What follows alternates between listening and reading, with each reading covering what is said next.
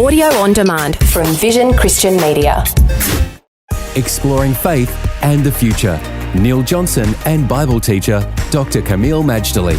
Having explored a long journey in the Christian shaping of Europe, we've been talking more recently about the last 100 years or so, and in our last program, Kameel, we were talking about World War I. What happened in the aftermath of World War I that was so significant in Europe? Neil, first of all, world wars are something you need to do everything in your power to avoid.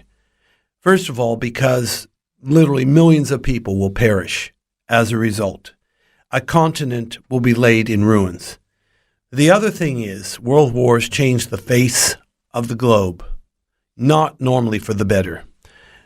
And one of the results, of course, apart from Europe was in ashes, is that the empires that were there for hundreds of years were wiped off the map, like the German Reich, like the Austro-Hungarian Empire. Ottoman Empire collapsed, 600-year-old empire, mind you, and the same with the Russian Empire.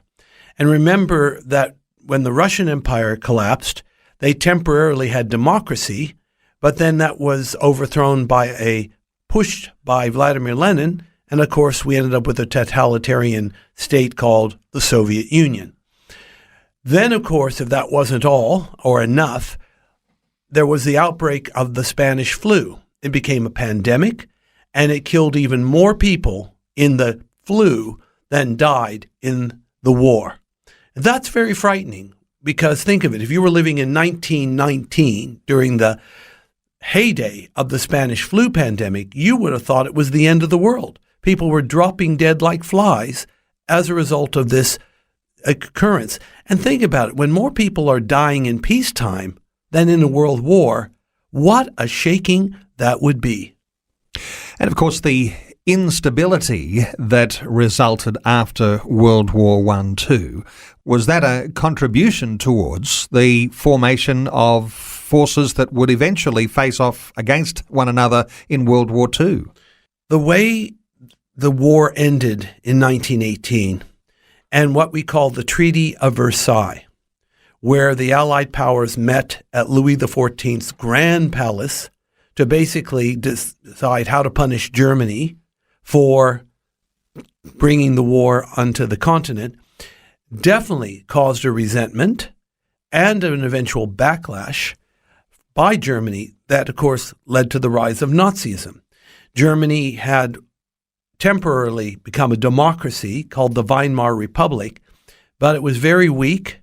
It was the Weimar Republic that was awarded the 1936 Olympics, but by the time the Olympics came around, Adolf Hitler was in charge, and he milked the Olympics of 36 in Berlin for all the propaganda he could. But yes, the ending of the war was handled very badly, and it created an attitude among the Germans basically to cause them to live to fight another day. Please note how Germany's treatment after the Second World War was. Instead of being beat on the head, they were actually rehabilitated, and they became a free market, democracy-loving nation, now an ally of the West rather than an antagonist. Faith and the Future with Neil Johnson and Dr. Kameel Majdali from Teach All Nations. Find articles, videos and podcasts from Dr. Kameel, plus today's and other episodes of Faith and the Future in the Vision app or at vision.org.au.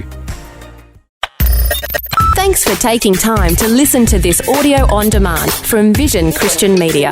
To find out more about us, go to vision.org.au.